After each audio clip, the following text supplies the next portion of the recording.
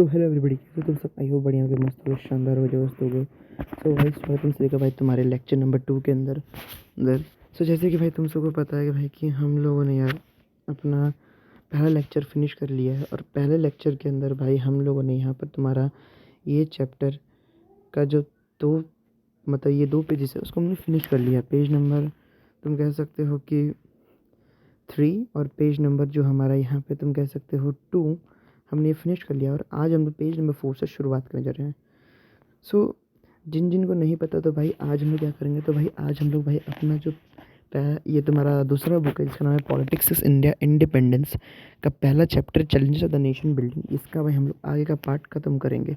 Part 1 जो था हमारा मतलब लेक्चर नंबर 1 था, जहाँ पर हमने भाई जाना था कि कैसे भारत की आज़ादी हुई और कैसे भारत को आज़ादी मिली। लेकिन हमने भाई यहाँ पे 3 चैलेंजेस को नहीं समझे थे कि कौन कौन से 3 चैलेंजेस है जो हमें यहाँ पर दिक्कत कर रहे थे, जो हमारे लिए बहुत ज़्यादा प्रॉब्लम क्रिएट कर रहे थे। आज के लेक्चर में हम लोग ये 3 चैलेंजेस को एक डिटेल फॉर्म में समझने वाले हैं। सो चलो स्टार्ट करते हैं, ठीक है। और आज हम लोग कहाँ तक पढ़ेंगे, तो भाई देखो पेज नंबर 4 और 5 को मैं पूरी ख़त्म करूँगा, ठीक है। कोशिश रहेगी कि भाई कि 7 तक पढ़ा दूँ, ठीक है, ठीक है। नहीं तो भाई 4 और 5 तो मैं पूरी कंप्लीट करने की कोशिश करूँगा ही। तो चलो स्टार्ट करते हैं। द हिंदुस्तान टाइम्स, अब तुम द हिंदुस्तान टाइम्स का एक आर्टिकल देख सकते हो जहाँ पे लिखा हुआ है end of 200 year old British rule in India. Hindustan time यहाँ पे कह रहा है कि देखो मतलब अपने आर्टिकल में लिखा है कि 200 साल पुराना ब्रिटिश रूल का जो यहाँ पर भारत में समापन हुआ। अब ब्रिटिश रूल तुमको पता है कि ब्रिटिश रानी का जो रूल है भाई हमें देखने को मिलता है, यहाँ पे भारत में इसका हमें समापन देखने को मिला। Royal assent to the independence bill brief but colourful ceremony in Lords. Royal assent हमें देखने को मिला कहाँ पर भाई, हमारे इंडिपेंडेंस बिल के अंदर अंदर बट हमें यहाँ पे ब्रीफ और एक कलरफुल सेरेमनी भी हमें लॉर्ड्स के अंदर यहाँ पर देखने को मिली, ठीक है। तो ये पेज यहाँ पे पेज की कटिंग लगाई गई है, ठीक है, जहाँ पर ये बताया जा रहा है कि देखो भारत आज़ाद हो चुका है और भारत को अब यहाँ पे आज़ादी मिल चुकी है, ठीक है। महात्मा गांधी ने एक पॉइंट बोला यहाँ पर, ठीक है, जो तुम कह सकते हो बहुत ज़्यादा इंपॉर्टेंट पॉइंट है। और यहाँ पर उन्होंने कहा है कि tomorrow we shall be free from the slavery of the British domination. कह रहे हैं कि टुमारो यानी कल हम लोग भाई फ्री हो जाएंगे, किससे, स्लेवरी यानी गुलामी, किससे भाई, ब्रिटिश स्लेवरी, ब्रिटिश डोमिनेंस यानी अंग्रेज़ों की गुलामी जो चल रही थी हम लोग के ऊपर, कल हम लोग उससे फ्री हो जाएंगे। But at mid night India will be partition, लेकिन अर्धरात्रि यानी भाई देखो जो कल का जो दिन रहेगा ना वो बहुत ही हमारे लिए थोड़ा सा रहेगा एक, हाँ, घातक भी, क्योंकि भाई देखो कल हमारा देश तो आज़ाद हो जाएगा लेकिन इस देश की आज़ादी के बाद हमारा देश का पार्टीशन हो जाएगा। कि तुमको पता है कि भाई कि जब इंडिया की इंडिपेंडेंस हुई थी तो इंडिया पाकिस्तान 2 कंट्री फॉर्म हुए थे। Tomorrow will thus be a day of rejoicing as well as murmuring. अब कहा जा रही है कल एक ऐसा दिन होगा जहाँ पे रिजॉइसिंग, जहाँ पे लोग खुशी भी मनाएंगे बट वहाँ पे लोग दुखी भी होंगे। ये बात महात्मा गांधी ने बोली थी कहाँ, कोलकाता के अंदर 14 अगस्त 1947 को। अब कौन कौन से वो 3 चैलेंजेस थे भाई हम लोग अब यहाँ पे देखने वाले हैं, ठीक है। तो देखो यहाँ पे लिखा हुआ है कि अब broadly independent India faces 3 kinds of challenges. कहा जा रहा है कि ब्रॉडली जो आज़ाद भारत है वो यहाँ पे 3 काइंड्स ऑफ चैलेंजेस को फेस करता है। The first and the first immediate challenge was to shape a nation that was united and yet accommodated diversity of the society। पहला चैलेंज क्या था, पहला चैलेंज यहाँ पर, ठीक है, हमारा ये था कि हमें एक इमीडिएट अपने देश को यहाँ पे यूनाइट करना था, जो एक बहुत ही बड़ा था चैलेंज हमारे लिए। क्योंकि भाई देखो हमारे यहाँ तो डाइवर्सिटी कितनी ज़्यादा है, तुम सबको पता है कि हर 5 किलोमीटर में हमारा यहाँ पे भाषा चेंज हो जाती है, ठीक है, जाति बदल जाती है। तो जब यहाँ पे इतना ज़्यादा तुमको पता है कि डिफरेंस रहेगा तो भाई कोई चीज़ कैसे होगी, तो भाई हम यहाँ पर इस चीज़ को जानते हैं, ठीक है। तो यहाँ पे बहुत ही बड़ा चैलेंज हमारे लिए था। क्योंकि देखो सबसे बड़ा बात ये है ना कि देखो हमारा जो देश है भाई वो इस हिसाब से नहीं था कि हाँ भाई हम लोग कोई एक सिंगल कल्चर को फॉलो कर रहे, नहीं, हमारे यहाँ हिंदूज़ भी है, हमारे यहाँ मुस्लिम्स भी हैं, हमारे यहाँ सिख भी हैं और हमारे यहाँ क्रिश्चियनिटी के भी लोग हैं। एक तो हमारे यहाँ तो रिलीजन बहुत सारे हैं, प्लस इन रिलीजन के साथ साथ हमारे यहाँ डाइवर्सिटी भी बहुत ज़्यादा है। तो जब इतनी सारी चीज़ें जब जहाँ ज़्यादा होंगी तो भाई एक बात तो सिंपल है कि हाँ भाई इतना ज़्यादा तो भाई तुम्हें दिक्कत तो हो गई। अब देखो आज ये चीज़ मैं बोल दे रहा हूँ बहुत ही आसानी तरीके से, लेकिन भाई उस टाइम ये चीज़ बहुत ही ज़्यादा मुश्किल था हमारे लिए, उतना ज़्यादा आसान नहीं था। देखो यहाँ पे लिखा भी है कि India was a land of continental size and diversity. India land था जहाँ पे हमें कॉन्टिनेंटल साइज और डाइवर्सिटी देखने को मिलती है। It's people spoke different languages जिस एंड फॉलो डिफरेंट कल्चर्स। देखो यहाँ पर क्या बोला जा रहा है, यहाँ पे देखो बोला जा रहा है कि देखो इंडिया लैंड था भाई, मतलब इंडिया बहुत ही बड़ा भाई एक तुम कह सकते हो कि देश था जहाँ पे कॉन्टिनेंटल साइज जैसी एक डाइवर्सिटी देखने को मिलती है। जैसे तुम यूरोप में देखोगे तो देखो वहाँ पर तुम्हारा एक ही मतलब वहाँ पर तुम्हारा एक ही रिलीजन है, मोस्ट ऑफ द लोग एक ही रिलीजन फॉलो करते हैं। वेयरएज़ इंडिया में भाई बहुत ज़्यादा रिलीजन था, बहुत ज़्यादा डाइवर्सिटी थी। एट दैट टाइम कहा जा रहा है कि देखो यहाँ पर डिफरेंट लैंग्वेजेस भी बोले जा रहे थे, ठीक है, वो अभी भी बोले जाते हैं भाई। तुम सिंपल से देखो ना भाई, भाई तुम ईस्ट में देखो, साउथ में देखो, वेस्ट में देखो, नॉर्थ में देखो, नॉर्थ ईस्ट ज़्यादा तुमको यहाँ पे अलग अलग भाषा देखने को मिलेंगे। तो भाई डिफरेंट लैंग्वेजेस थे, वहीं पर हमें डिफरेंट लैंग्वेजेस के साथ हमें यहाँ पर डिफरेंट कल्चर्स और डिफरेंट रिलीजन्स भी हमें देखने को मिलते हैं। At that time, it widely believed that a country full such kind of diversity could not remain together for long. अब उस टाइम लोग ये बात मान रहे थे, मतलब लोगों को लग रहा था कि हाँ देखो यार, जब कोई देश में इतनी ज़्यादा डाइवर्सिटी रहेगी तब तो वो उतना लंबा नहीं रह सकती। अब देखो इस बात पे पता है पॉइंट कैसे बन रही है, क्योंकि देखो बात ये था ना कि इंडिया जो आज़ाद हुआ तुम्हारा, ठीक है, तो इंडिया जिस टाइम में आज़ाद हुआ तो इंडिया का मेन पार्टीशन होने का मेन रीज़न यही पता कि भाई ये मुस्लिम लोग के लिए अलग सा देश चाहिए, मुस्लिम लोग के लिए भाई अलग से सारी चीज़ें चाहिए। तो इंडिया का ये मेन रीज़न भी बना हमारा पार्टीशन होने का।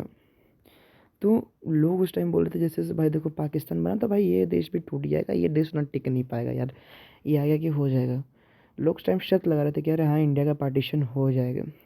The partition of a country appeared to prove everyone worst fear। अब देखो लोग विश्वास क्यों कर रहे थे कि जो देश का जो पार्टीशन हुआ था ना, ठीक है, ये सबसे बड़ा वर्स्ट फियर बन गया था लोगों का, ठीक है। जो पार्टीशन उस टाइम हुआ था तो भाई ये पार्टीशन भाई लोगों का सबसे बड़ा फियर बन चुका था उस टाइम। अब देखो their way serious questions about the future of India. अब कुछ सीरियस क्वेश्चंस भी थे क्योंकि सवाल तो उठेंगे ही ज़रूर भाई। सवाल यहाँ पर था, would India survive as a unified country. सवाल ये था क्या इंडिया यूनिफाइड यानी क्या एक देश जैसा तुम रह पाओगे, इतनी ज़्यादा डाइवर्सिटी, इतनी सारी चीज़ें कैसे रहोगे। Would it be by impeding the national unity at the cost of every other objective. क्या ये कॉस्ट करेगा हमारे भाई यहाँ पे अदर ऑब्जेक्टिव को, मतलब यहाँ पे हमें नेशनल यूनिटी क्या भाई यहाँ पे ख़तरे में चल जाएगी दूसरे ऑब्जेक्टिव के कारण। Would it mean rejecting all religion सब नेशनल आइडेंटिटीज़। अब लोग ये बोल रहे थे कि भाई अपनी नेशनल यूनिटी बचाने के लिए क्या इंडिया यहाँ पर सब आइडेंटिटीज़ जो है, जितने भी रीजनल आइडेंटिटीज़ है, क्या इंडिया वो सबको यहाँ पर रिजेक्ट कर देगा, क्या इंडिया वो सबको मना कर देगा। अब सवाल यहाँ पे बहुत ज़्यादा उठ चुके थे, मतलब लोगों का सवाल यहाँ पे आ रहा था। And there was urgent question, यहाँ पे बहुत ज़्यादा अर्जेंट क्वेश्चन भी थे। कुछ क्वेश्चन और ऐसे उठ रहे थे, how was the integration of the territory of India to be achieve. अब देखो तुमको उस टाइम पता है कि जब इंडिया आज़ाद हुआ तो उस टाइम टोटल हमारे पास जो यहाँ पर, ठीक है, 565 प्रिंसली स्टेट्स थे। अब जो 565 का आंकड़ा था यहाँ पे, ठीक है, तो ये बहुत ज़्यादा हमारे लिए दिक्कत का आंकड़ा था, क्योंकि भाई इतने ज़्यादा प्रिंसली स्टेट्स तो भाई बहुत मुश्किल है, मतलब इतने प्रिंसली स्टेट्स तो बहुत ही कम देशों में भाई। इतने तो उस टाइम तुम कह सकते हो कि इतने फैसिलिटी, इतने प्रिंसली स्टेट्स भाई आज उतने देश नहीं है जितना उस टाइम इंडिया में प्रिंसली स्टेट्स थे। तो ये बहुत बड़ा यहाँ पे हमारे लिए दिक्कत था। क्वेश्चन यहाँ पे था कैसे इंटीग्रेशन ऑफ टेरिटरी किया जाएगा, कैसे इंडिया इस चीज़ को अचीव कर पाएगा। तो ये तो पहला चैलेंज यहाँ पे था। फर्स्ट देखो मेन फर्स्ट चैलेंज यहाँ पर क्या था, तुमको अगर पूछा जाता कि what were the 3 challenges of India, explain the first challenge यहाँ पे था कि the first and the immediate challenge was to shape a nation that was united and accommodate diversity of India. मतलब ये था कि can India survive as a united country, what was the first challenge of India. अगर तुमसे ये question पूछता है तो इसका भाई सिंपल सा यहाँ पे तुम्हारा, ठीक है, यही होगा, क्या इंडिया सर्वाइव कर सकता है एज अ यूनाइटेड कंट्री, ठीक है। अब हम लोग जैसे आगे बढ़ते हैं, ठीक है, आगे देखो यहाँ पे दिया हुआ है the second challenge was to establish democracy. अब दूसरा चैलेंज क्या था? दूसरा चैलेंज यहाँ पर ये था कि भाई डेमोक्रेसी को यहाँ पे स्टैब्लिश करना। You have already studied the Indian constitution. कहा जा रहा है कि भाई तुमने ऑलरेडी भाई इंडियन कॉन्स्टिट्यूशन पर हम सब चीज़ पढ़ चुके हैं। You know that constitution guaranteed fundamental rights and extend the right to vote to every citizen. तुमको पता है कि भाई इंडियन कॉन्स्टिट्यूशन ग्रांट करता है यहाँ पर किसको? हमारे फंडामेंटल राइट्स को, और भाई एक्सटेंड करता है किसको भाई? Right to vote every citizen को। ठीक है। India adopted the representative democracy based on a parliamentary form of government. These features ensure that the political competition would take place in a democratic framework. अब यहाँ पर क्या हुआ ना, ठीक है, तो यहाँ पर बेसिकली ये हुआ कि देखो सेकेंड चैलेंज जैसे आया कि डेमोक्रेसी को स्टैब्लिश कर रहा था। अब डेमोक्रेसी को लाना था, ठीक है, तो लोग पूछ रहे थे भाई कि लोकतांत्रिक कैसे लाओगे? अब इंडिया में डेमोक्रेसी, तो लोग हंस रहे थे, बोलते अबे एक गरीब देश, जो देश को पता नहीं है क्या करना है, कैसे करना है, कैसे रहना है ना है, ये देश भाई कैसे, मतलब ये डेमोक्रेसी कैसे लाएगा? मतलब लोग हंस रहे थे। अभी इसके यहाँ डेमोक्रेसी, अबे पागल वागल है क्या? डेमोक्रेसी थोड़ी आएगी, डेमोक्रेसी लोग के यहाँ थोड़ी रहेगी। एक ही मजाक है क्या? क्योंकि देखो उस टाइम डेमोक्रेसी नहीं था। डेमोक्रेसी भाई तुम्हारे, ये देखो कौन कौन से कंट्रीज़ के अंदर थी डेमोक्रेसी? तुम्हारी वही कंट्रीज़ के अंदर थी जो भाई या तो रिच या तो डेवलप कंट्रीज़ हो। जैसे यूरोपियन साइड की कंट्रीज़ हो गई, वहाँ पर डेमोक्रेसी थी, ठीक है। अमेरिका में डेमोक्रेसी थी, बट एशिया साइड में ज़्यादा डेमोक्रेसी नहीं थी। और इंडिया बहुत ज़्यादा गरीब कंट्री था उस टाइम, क्योंकि इंडिया को तो पूरी लूट लिया गया था ब्रिटिशर्स के द्वारा। तो लोग हंस रहे थे, अबे ये ऐसा देश, इसके पास डेमोक्रेसी कहाँ से रहेगी? पागल वाला बात है क्या? नहीं भाई नहीं, इसके पास डेमोक्रेसी नहीं रहेगी। लोग यहाँ पे जैसे हम लोग का मजाक उड़ा रहे थे।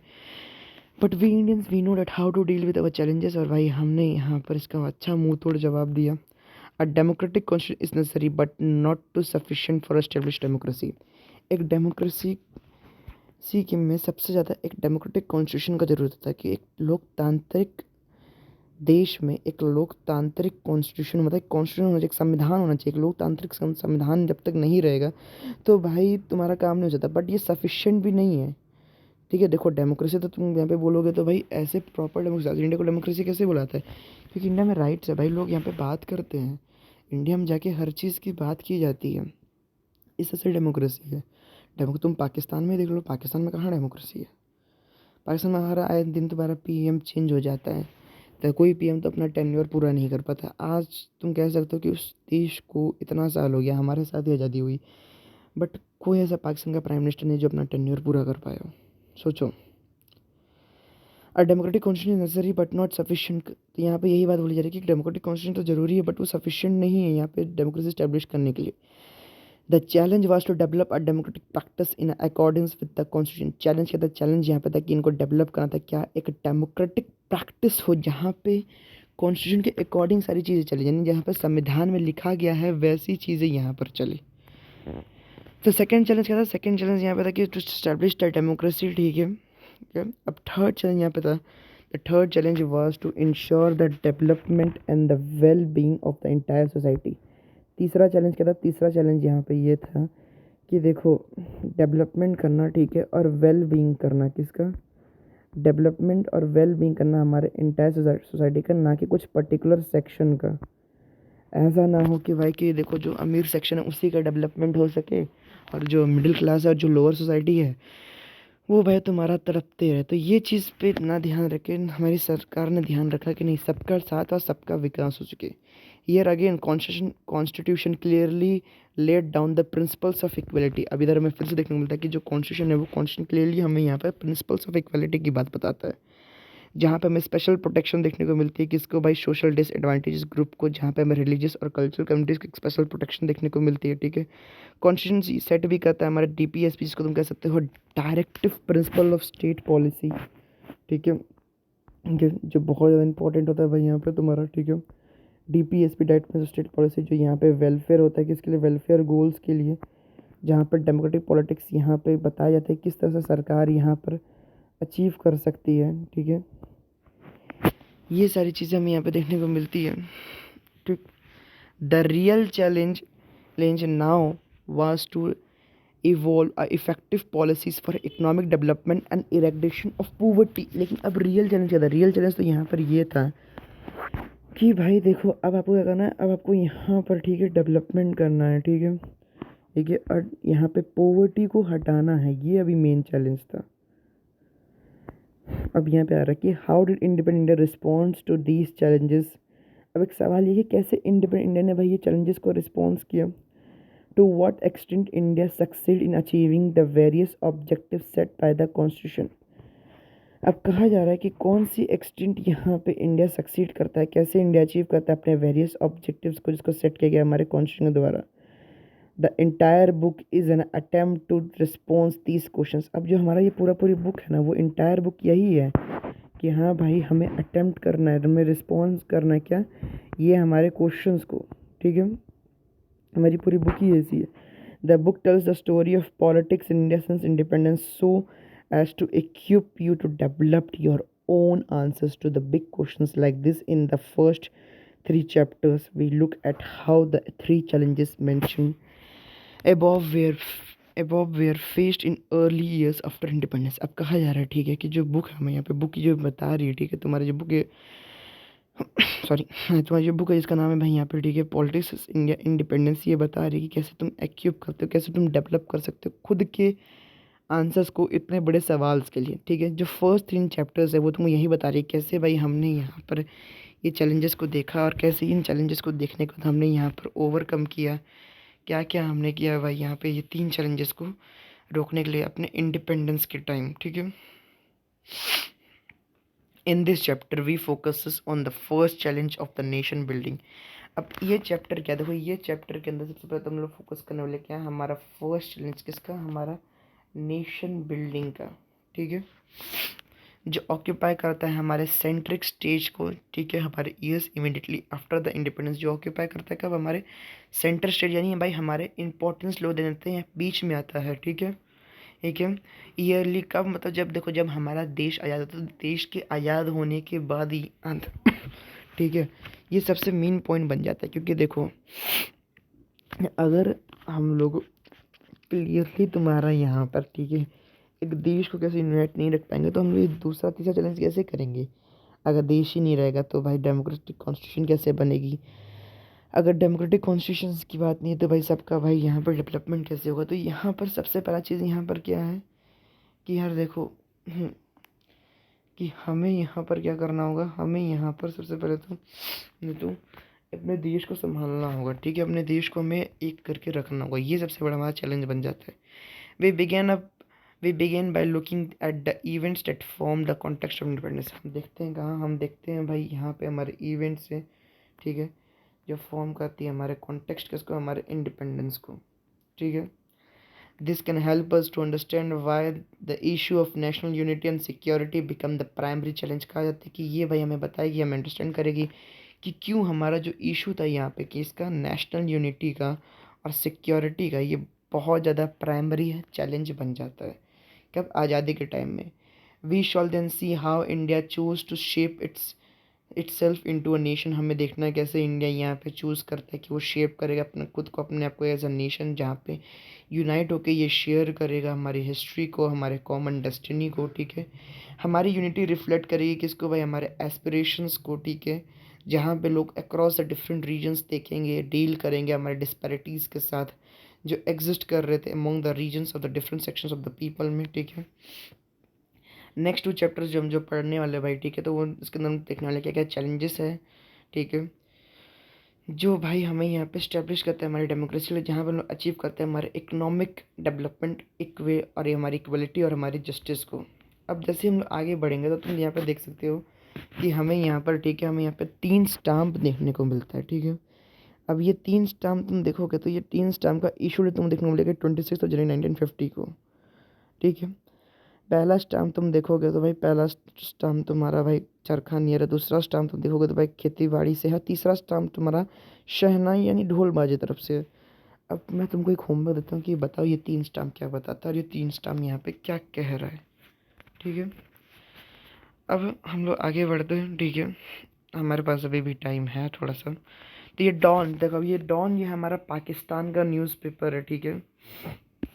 देखो यहाँ पे क्या कर रहा है डॉन, यहाँ पे हमें बता रहा है आधे आजम tribute to the British people. आधे आजम यहाँ पे क्या कर रहे हैं, आधे आजम यहाँ पे ट्रिब्यूट कर रहे हैं किसको, हमारे ब्रिटिश लोग को। ठीक है, तुम यहाँ पे देख सकते हो, यहाँ पे कहानी, यहाँ पे डॉन में, यहाँ पे फ्रीडम, यहाँ पे यहाँ पे फैज़ के द्वारा यहाँ पर लिखी गई है। ठीक है, और यहाँ पे तो मोहम्मद अली जिन्ना का तुम स्टेटमेंट देख सकते हो, जहाँ पे यहाँ पे बोल रहे हैं कि we should begin to work in the spirit in the course of time all these angularities of the majority and minority communities, the Hindu community and the Muslim community, because even as regards Muslim you have Pathans, Punjab, Sahis, Sunnis and so on, and among Hindus you have Brahman, Vaishya, Kshatriyas and Bengalis, Madrasis and so on will vanish. You are free to go to temples, you are free to go to a mosque, you and other places worship in the state of Pakistan. You may belong to the any religion or caste creed that has nothing to do with the business of the state. ये बात मोहम्मद अली जिन्ना ने बोली थी। ठीक है, जहाँ पे ये बोल रहा है कि देखो भाई, हमारा देश आज़ाद हो गया, बट हमारे देश में भाई देखो हिंदूज़ भी हैं, हमारे देश में सिख भी हैं, और हमारे देश में भाई मुस्लिम्स भी हैं। हिंदूज़ के अंदर तुम यहाँ पे बोला जा रहा है कि ब्राह्मण, क्षत्रिय, वैश्य, बंगालीज, मद्रासीज है, वहीं पे हमारे मुस्लिम के अंदर हमारे पार्थियंस, पंजाबी, साहिब, सुन्नीज हैं। ठीक है, तो यहाँ पे डिफरेंशियस हमें देखने को मिलते हैं, जहाँ पे बोला जा रहा है कि देखो सब कोई फ्री है, मुस्लिम्स अपने मॉस्क जा सकते हैं और हिंदूज़ अपने टेंपल जा सकते हैं, पाकिस्तान को इससे कोई डील नहीं करना। ये बात यहाँ पे दिखाई जा रही है। ठीक है, मतलब ये बात को वो एक्सप्रेस करना चाह रहे हैं। Sorry, the times of India. ठीक है, टाइम्स ऑफ इंडिया भी यहाँ पे अपना एक प्रेस का यहाँ पे देखो उस टाइम डालता है। ठीक है, फ़ोटो देखो यहाँ पे, ये जो फ़ोटो है ठीक है, ये भी डाली गई है हमारे बुक में। देखो यहाँ पे लिखा है बर्थ ऑफ इंडिया, यानी भारत की आज़ादी का जन्म हुआ। ठीक है, ये पिक्चर तुम देख सकते हो। यहाँ पर वारिस शाह ने ये लिखी थी। ठीक है, यहाँ पर अमिताभ प्रीतम ने यहाँ पर, ठीक है भाई, यहाँ पे पूरी पूरी ये राइटर थी वहाँ पे। ठीक है, यहाँ पे तुम देख सकते हो। अब यहाँ पे आते हैं भाई हमारे कौन, यहाँ पर आते हैं हमारे भारत के प्रधानमंत्री Shri Jawaharlal Nehru, Shri Pandit Jawaharlal Nehru. We have a Muslim minority who are large numbers that they can not even if they want go anywhere else. कहा जा रहा है कि हमारे पास मुस्लिम माइनॉरिटी हैं जो लार्ज नंबर्स में है। ठीक है, ठीक है, अब यहाँ पर हमारे पास है। ठीक है, ठीक है, इवन इफ़ दे वांट कि कुछ भी कर सकते हैं, ये कहीं भी जा सकते हैं। ठीक है, ये भी फ्री हैं। That is the basic fact about that we are no argument. बोले हमारे पास कोई भी आर्ग्यूमेंट नहीं है। ठीक है, हमारा प्रोवोकेशन है कि हमें पाकिस्तान जैसा नहीं करना, हमें जो हमारी इग्निटीज़ और जो हमारे हॉरर्स जो हमारे नॉन मुस्लिम्स वहाँ पे शहर हैं, हमें वैसा नहीं करना। ठीक है, हमें डील करना है माइनॉरिटी से एक सिविलाइज्ड मैनर में। ठीक है, हमें सिक्योरिटी राइट्स देने हैं, हमें सिटीजन्स रखना है डेमोक्रेटिक स्टेट्स के अंदर। अगर हम ऐसा फेल कर पाते तो भाई ये एक फैसिनेटिंग स्कोर होगा, जहाँ पर हम लोग पॉइजन दे रहे हैं अपने ही देश में अपने ही लोगों को, जहाँ पर एक बॉडी पॉलिटिक होगा, जहाँ पे पूरी की पूरी हमारी एक समाज जो है यहाँ पे डिस्ट्रॉय हो जाएगी। ये बात यहाँ पे श्री पंडित जवाहरलाल नेहरू ने यहाँ पर बोली थी। सो आज का भाई टॉपिक होता है ख़त्म। ठीक है, अगला जो टॉपिक है हम लोग यहाँ पे पढ़ेंगे partition of the displacement rehabilitation, और अगला जो टॉपिक होगा यहाँ पर हम लोग भाई इस पेज नंबर को पूरी फिनिश करके, जो हमारे जो 3 पेजेस हैं, ठीक है, इसको फिनिश करके हम लोग फिर आगे बढ़ेंगे। ठीक है, सो बस अब आज के लिए इतना ही, मिलेंगे तुमसे अगले वीडियो में। तब तक के लिए stay safe, keep learning, keep doing, make your parents proud. जय हिंद, जय भारत, सायोनारा, साइनिंग आउट।